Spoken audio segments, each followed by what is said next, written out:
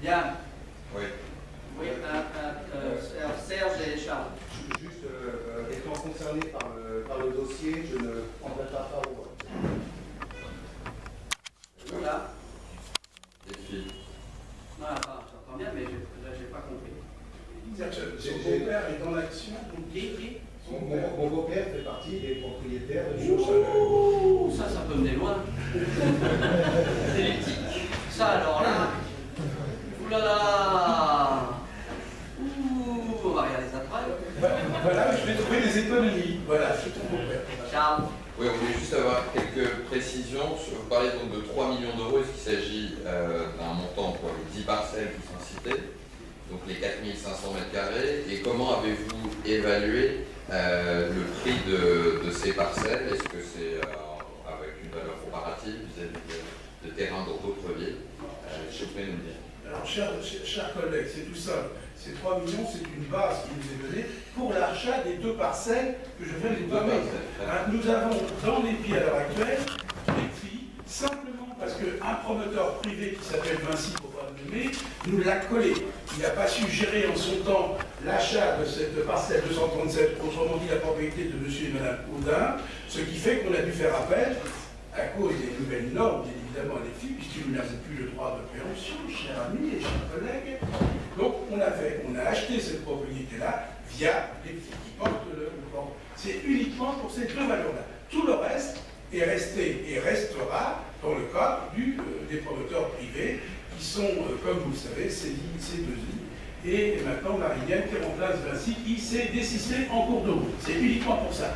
Et c'est pas parce qu'il y a 3 millions qu'on va dépenser 3 millions, bien évidemment, car tous ces prix sont établis en fonction de l'estimation des domaines. Hein, tout simplement.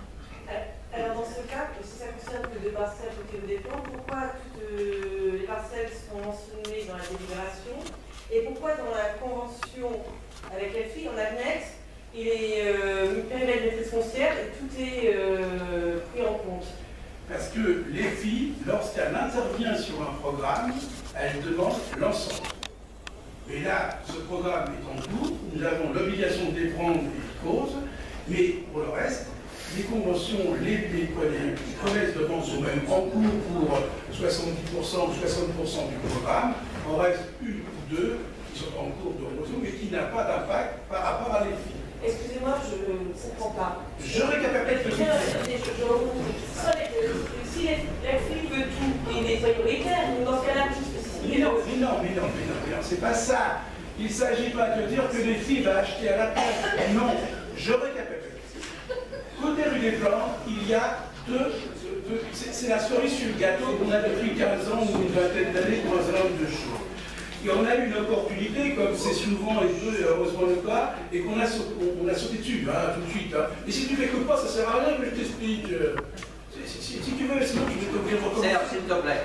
Donc, là, on a donc acheté d'un, et on doit en acheter une seconde, et les filles nous demandent de traiter l'affaire de la convention sur l'ensemble du programme. Mais uniquement, c'est tout. Ça n'a pas d'impact sur l'achat des autres parcelles du terrain. Voilà, c'est tout.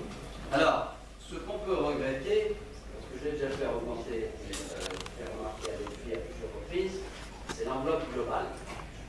Ça, je trouve que c'est une erreur, parce que c'est un plafond, et bien évidemment, c'est pas ce qui va être payé. Il y en a certains, quand ils voient l'enveloppe globale, ils disent vous avez encore de l'argent, vous commencez.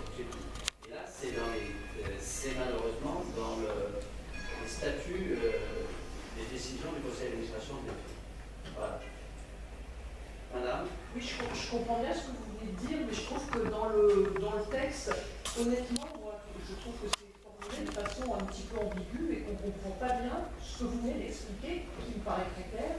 Mais dans le texte que l'on a ici sous les yeux, ça ne paraît pas clair. C'était pas évident pour moi que c'était pas pour l'ensemble du projet. Donc c'est ce qui me fait un petit peu. Non, mais c'est aussi simple que ça. On est dans une phase préparatoire et l'ensemble des négociations foncières ne sont pas terminées.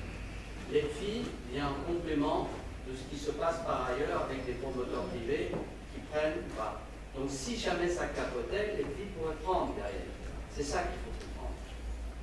Voilà. Et il n'y a pas, c'est une autorisation, c'est pas une obligation. Madame. Il me semblait qu'on avait déjà signé une convention avec la FI Oui. sur cet îlot-là. Sur cet îlot Longueuil, il y a quelques... Non. On a On n'a signé jamais une signé de convention. convention. Non. Elle intervient, les filles interviennent très très rapprochement. C'est quand on a dû l'acheter au Canada, qui nous permettra de faire des logements sociaux de ce côté. Voilà. Pas d'objection adoptée avec les Non, trois. C'est pas clair, je pense qu'on s'abstient. Je sais que vous avez tort. Je vous rappelle quand même que là, nous avons environ 30 logements sociaux. Grâce à cette opération-là, vous pouvez vous obtenir, bien évidemment. Seulement, je dois dire que les négociations que nous menons difficilement, parce qu'il n'y a pas de raison non plus de sortir des mentionnaires de chez eux, c'est ce que nous faisons quand même à travers cette opération-là. Il s'est trouvé qu'il y a des opérations qui nous permettront donc de faire en plus des logements sociaux. C'est un groupe, cet îlot-là, dans l'ensemble, va dépasser 100 logements. Abstenez-vous et on vous en Non, mais remercie. on est d'accord sur le principe, sauf que... Bah alors, on ne fait pas, vous êtes honnête, vous êtes libre de vos votes, simplement vous abstenez. Très bien, qui est contre? Il n'y en a pas à l'unanimité, merci. Donc maintenant on vient au point 12. Hein.